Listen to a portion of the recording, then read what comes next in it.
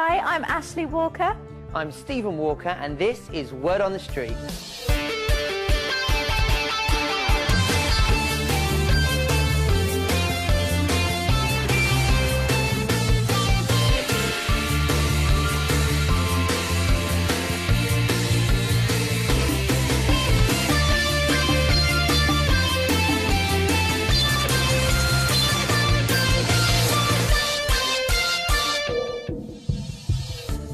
In this week's programme, on a walking tour in Scotland, we go in search of the Loch Ness Monster. I told you we'd find the Loch Ness Monster. We explore our Scottish family history. Walker, yes, it's a very popular Scottish name. We've got it in mugs, ribbons and even a kilt. And along with Scotland, we find out which other 3 countries make up the United Kingdom. Hi and welcome to the programme. Our name Walker is a very common name in Scotland, and although me and Stephen were born in England, we've always had a close connection with Scotland. Scotland, Wales and Northern Ireland, together with England, make up the United Kingdom. They all have their own official language, but English is spoken by most people. And that means you get a variety of accents. You can travel short distances and hear people speaking English in very different ways. And this can be quite different from the English that you hear in the classroom. Don't forget, you can follow each programme on our website. The address is here on the screen.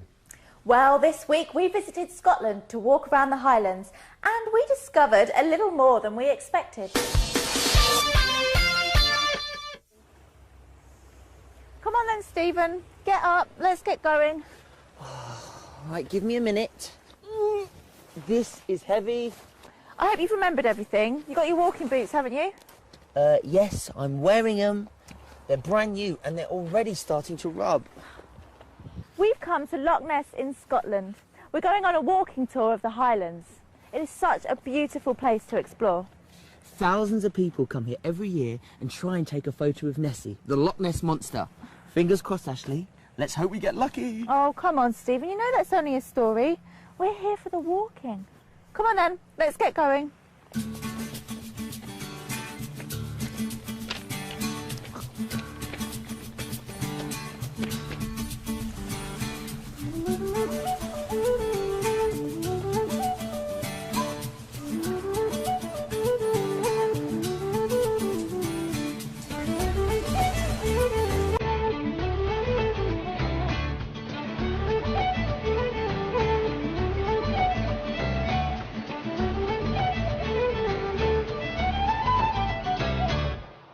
Fancy a break, Stephen? Should we take a look around the visitor centre? Boring. I thought we were here to go walking. It won't take long, and you never know, you might learn something.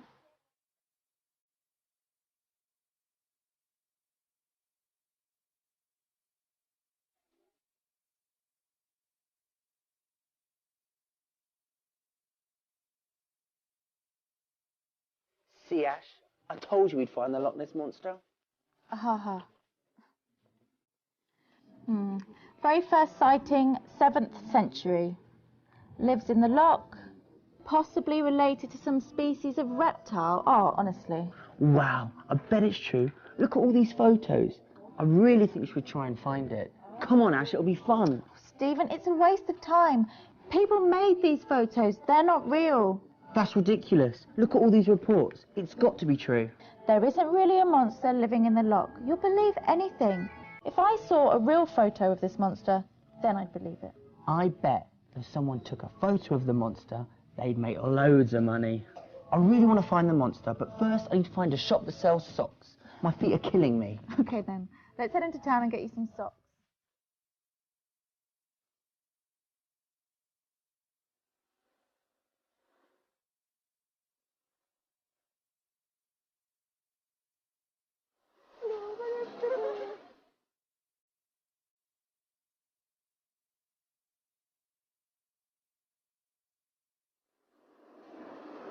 Oh, wait a minute, Stephen. This looks interesting. I want to go in and take a proper look. That's just tourist stuff. I want to go get those socks. I'll call you when I'm done. Okay, I'll see you later.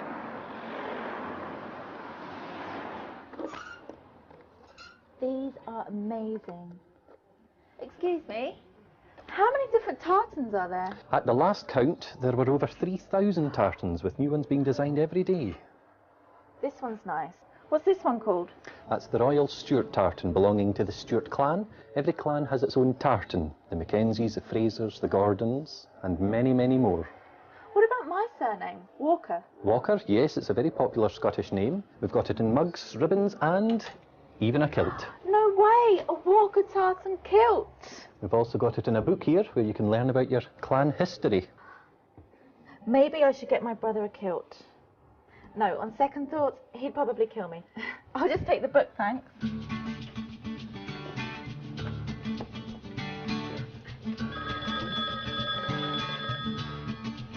Hi, Stephen. I'm all done here. Did you manage to buy some new socks? Sort of. I'll come back to the shop. I'll see you in a second. Okay. That's £2.50, please. Great, thank you.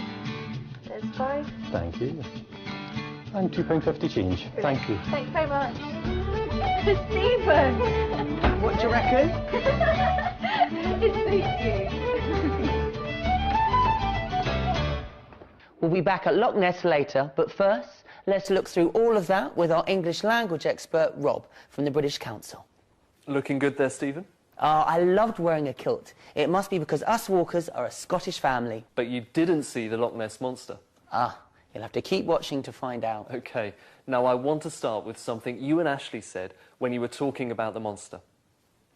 There isn't really a monster living in the loch. You'll believe anything. If I saw a real photo of this monster, then I'd believe it. I bet if someone took a photo of the monster, they'd make loads of money. Now, you said if someone took a photo of the monster. Why did you say if someone took and not if someone takes? Because... no, I don't know. It's what people sometimes call a conditional sentence, but don't worry too much about the name. Now, do you really think someone will take a photo of the Loch Ness Monster? No, probably not. OK, so you're talking about something you think is a bit unreal. It probably won't happen. That's why you used a past tense. Took a photo. Watch again. If I saw a real photo of this monster, then I'd believe it. I bet if someone took a photo of the monster, they'd make loads of money. Ashley does it as well, doesn't she? She says, if I saw a real photo of the monster, I'd believe it. You're right, she does. She says, if I saw a photo, past tense, I would believe it. You said would as well. If someone took a photo, they'd, or they would, make loads of money.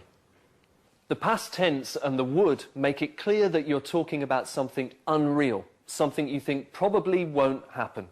Look at these two sentences. If it snows tomorrow, I will go skiing. Now, it's winter in the mountains. Will it snow? Maybe. It could snow. OK, now this one. If it snowed tomorrow, I would go skiing. It's summer on the beach. Will it snow? Probably not. OK, so we use if with the past tense. Snowed, took, saw, to show that we don't think it's very possible. I see. As I said, learners might know these kinds of sentences as conditional sentences. If you read a grammar book, there'll be lots of information there about different kinds of conditional sentences. But what's important here is that you both used if and the past tense to talk about something you think probably won't happen. Watch again. If I saw a real photo of this monster, then I'd believe it. I bet if someone took a photo of the monster, they'd make loads of money. So you don't think there's a monster in the loch? Wait and see what happens next. Thanks, Rob. And now it's time for our weekly quiz, Streetwise.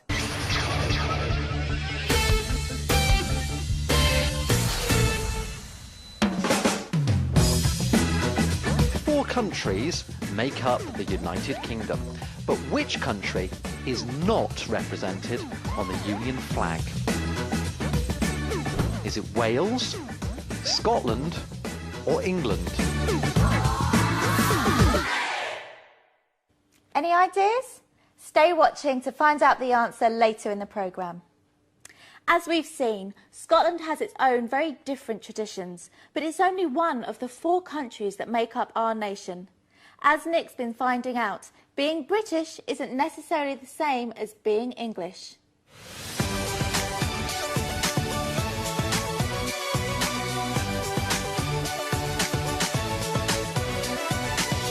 This is London, and behind me are the Houses of Parliament. Parts of these buildings are more than 900 years old. This is where the laws of the UK are debated and created.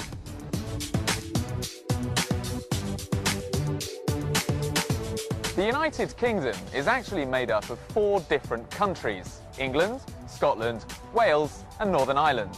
Each nation has its own culture and heritage. The population of England is around 50 million people. The English are known for drinking tea, the Queen, and talking about the weather. But what are we really like? The English are a tolerant people. They're just enchanting. The English people is very nice. They're so polite and so friendly. Scotland is in the north of Britain. Just over 5 million people live there. It's been part of the UK since 1707. Edinburgh is the capital city and home to the Scottish Parliament. The Parliament building is a work of art in itself. Scotland has some unique customs, wearing tartan kilts, playing the bagpipes and tossing the caber, a very large post. For over 60 years, the Edinburgh Festival has celebrated art, theatre and culture.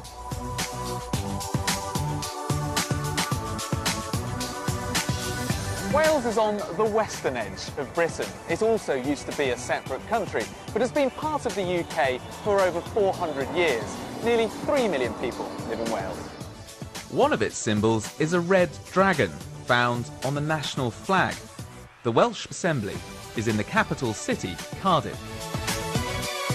The Welsh are proud of their language, and 20% of the people speak Cymraeg. Most signs are in English and Welsh.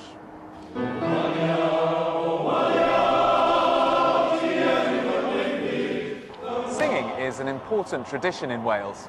People working in coal mines in Wales originally formed male-only choirs. They're still popular today.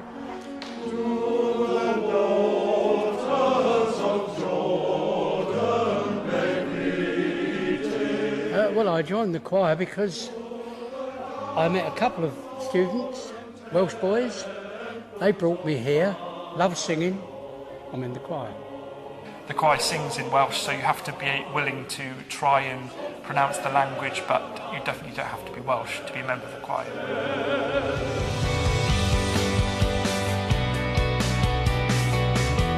Northern Ireland is also part of the United Kingdom. The country is home to just under 2 million people. The capital is Belfast, and for many years, Northern Ireland was a place of conflict. This beautiful country was considered a dangerous place to visit. The Troubles lasted until recent years, when the peace process brought both sides together. Now, both sides share power in the Northern Ireland Assembly. The flag most often used for Northern Ireland shows the red hand, a symbol with a long history in this part of Ireland, and a crown which shows links to the rest of the UK. The culture of Northern Ireland is rich in myth and legend. One story says that the rocks forming the Giant's Causeway were thrown there by an Irish giant during a fight with a Scottish giant. Irish dancing is popular in Northern and Southern Ireland and has been exported around the world. Irish dancing is special because you have to have good posture, arms by your side and crossed feet. I love Irish dancing because it's great exercise and a lot of fun. The 4 countries of the UK have different traditions, but those differences are also strengths and make the UK what it is today. And if you'd like more help with the language you heard there, you can go to our website. The address is on the screen. You're watching Word on the Street. Still to come in the programme, Stephen is still on the lookout for the Loch Ness Monster. And have you worked it out yet? Stay watching to find out the answer to Streetwise. Britain has a long history of democracy. But who holds the power? Where are the decisions made? And what is the Queen's role? These are all questions we asked our expert in this week's Seat on the Street.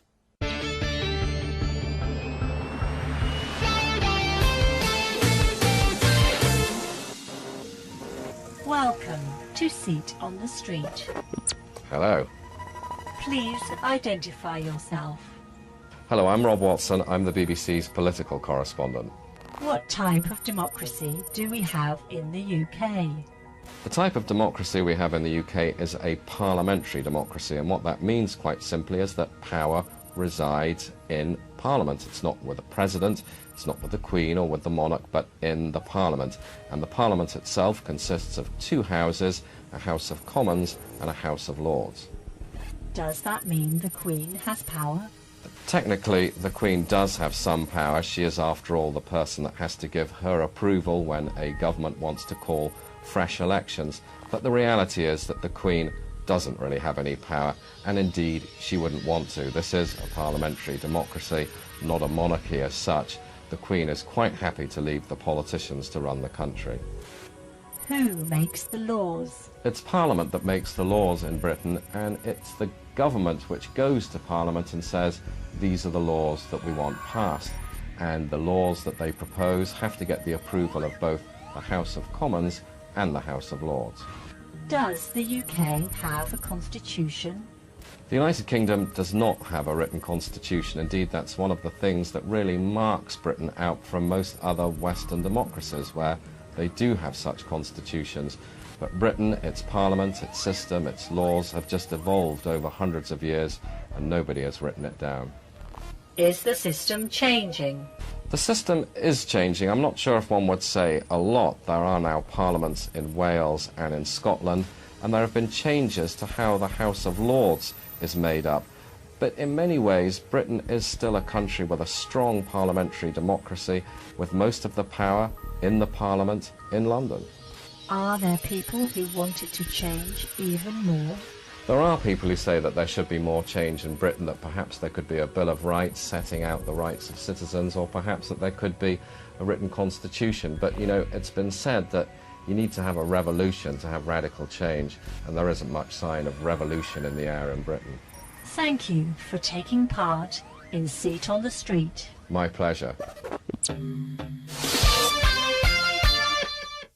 OK, let's go straight back to Loch Ness and see how me and Ashley got on. Remember, Stephen was still hoping to see the monster, so we headed out onto the loch.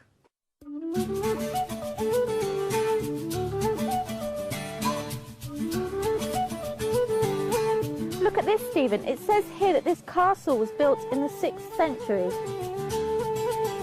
Stephen, can you imagine what life must have been like to live here in those days? Ashley, I need to concentrate. I don't want to miss the monster. We're here on the banks of Loch Ness, and this is Urquhart Castle. It's a wonderful place with some amazing views. And a great place to look for the monster. Oh look, they do tours of the loch. Now that would be a better way to search for Nessie, and quite a nice way to spend an afternoon. Come on, let's find out more about the boat tours.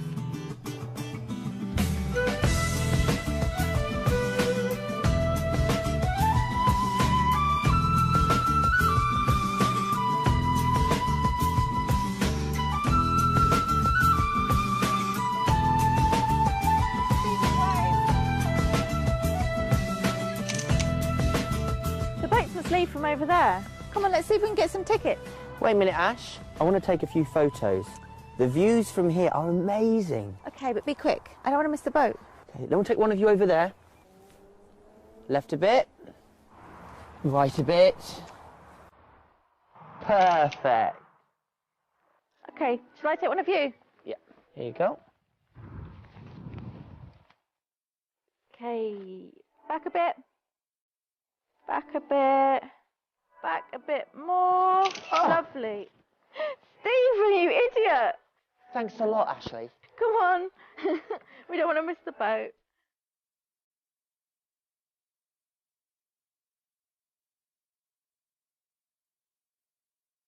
Excuse me, is this the Loch Ness tour boat? Yes, indeed. Yep. Have you got a ticket for me? Oh, yep. Perfect, thank you. Great, thank you very much.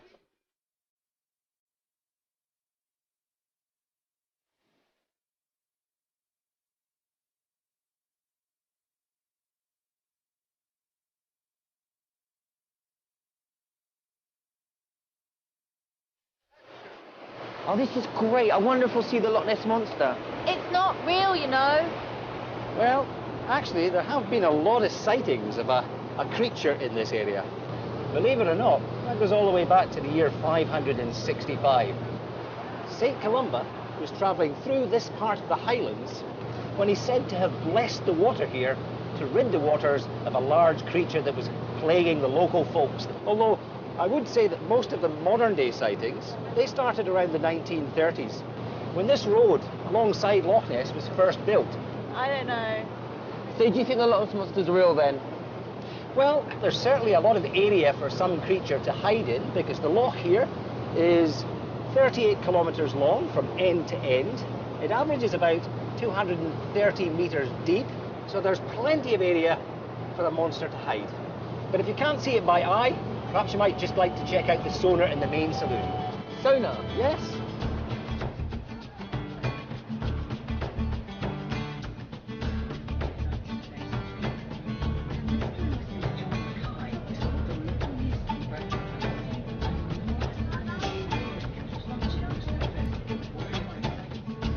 I'm going to go to the front of the boat for a better view. Oh, wait a minute. Give me the camera and I'll take a proper photo of you. And try not to fall down this time, yeah?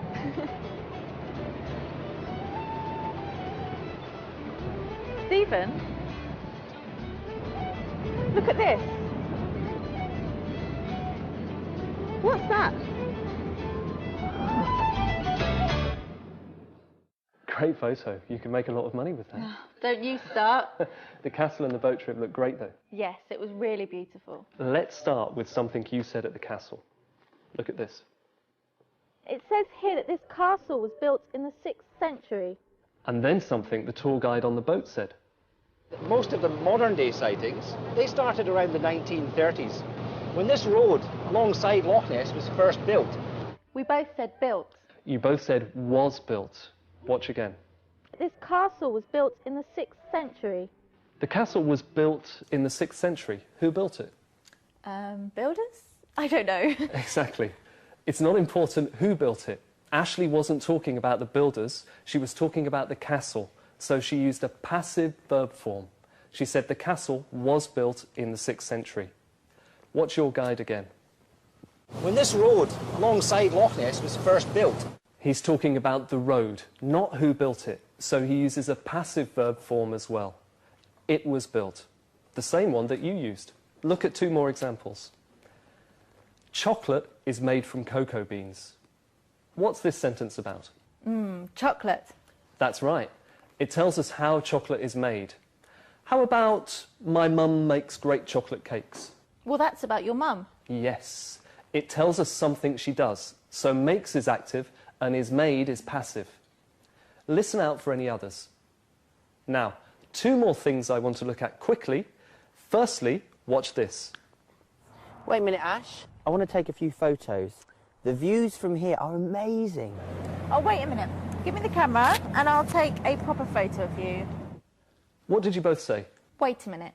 OK, what other ways do we use to ask people to wait? Wait a moment. Hang on a minute. Hang on, that's a nice one. Hang on a minute. Right, I've got some more clips for you now. I want to listen to these. I need to concentrate. I don't want to miss the monster. I want to take a few photos. OK, but be quick. I don't want to miss the boat. Come on. We don't want to miss the boat. I'm going to go to the front of the boat for a better view. I really want to find the monster, but first I need to find a shop that sells socks. I want to go in and take a proper look. What did you hear in those clips? Wanna? Want to? Did we say it wrong? Not at all. People say wanna for want to and gonna for going to all the time. People who are learning English might find it a bit difficult to catch at first, but you quickly get used to it. And as I said, it's very commonly used. OK, well, I don't want to say goodbye, Rob, but we've run out of time, so thanks.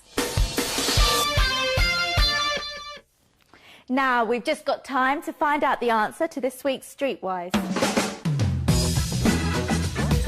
4 countries make up the United Kingdom, but which country is not represented on the Union flag?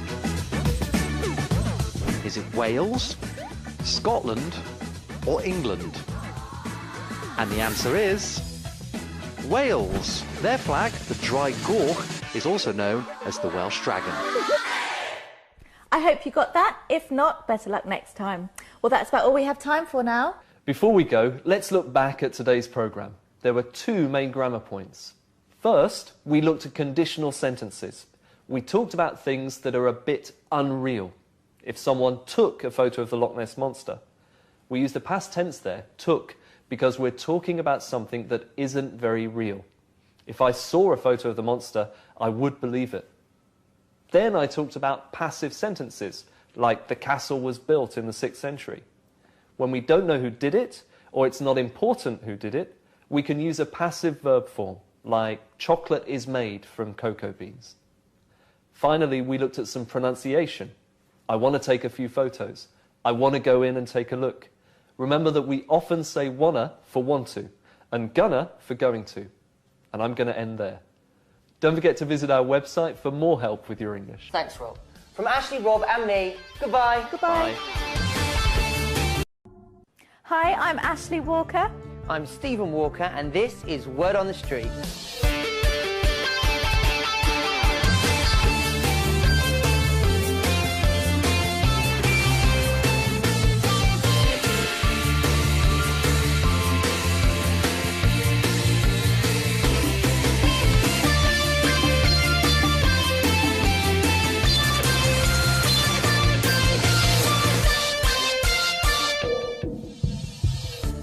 In this week's programme, on a walking tour in Scotland, we go in search of the Loch Ness Monster. I told you we'd find the Loch Ness Monster. And hear people speaking English in very different ways. And this can be quite different from the English that you hear in the classroom. Don't forget, you can follow each programme on our website. The address is here on the screen. Well, this week we visited Scotland to walk around the Highlands, and we discovered a little more than we expected. Come on then, Stephen. Get up. Let's get going. Right, give me a minute. This is heavy. I hope you've remembered everything. You got your walking boots, haven't you? Yes, I'm wearing them. They're brand new and they're already starting to rub.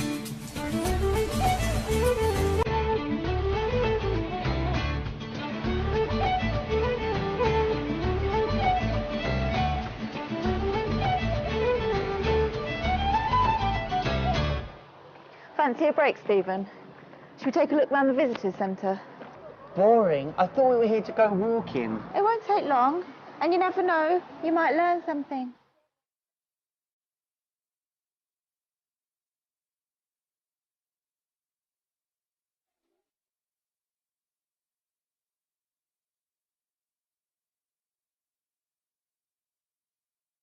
We explore our Scottish family history. Walker, yes, it's a very popular Scottish name. We've got it in mugs, ribbons and even a kilt. And along with Scotland, we find out which other 3 countries make up the United Kingdom. Hi and welcome to the programme. Our name Walker is a very common name in Scotland, and although me and Stephen were born in England, we've always had a close connection with Scotland. Scotland, Wales and Northern Ireland, together with England, make up the United Kingdom. They all have their own official language, but English is spoken by most people. And that means you get a variety of accents. You can travel short distance. We've come to Loch Ness in Scotland. We're going on a walking tour of the Highlands. It is such a beautiful place to explore. Thousands of people come here every year and try and take a photo of Nessie, the Loch Ness Monster. Fingers crossed, Ashley. Let's hope we get lucky. Oh, come on, Stephen. You know that's only a story. We're here for the walking. Come on then, let's get going.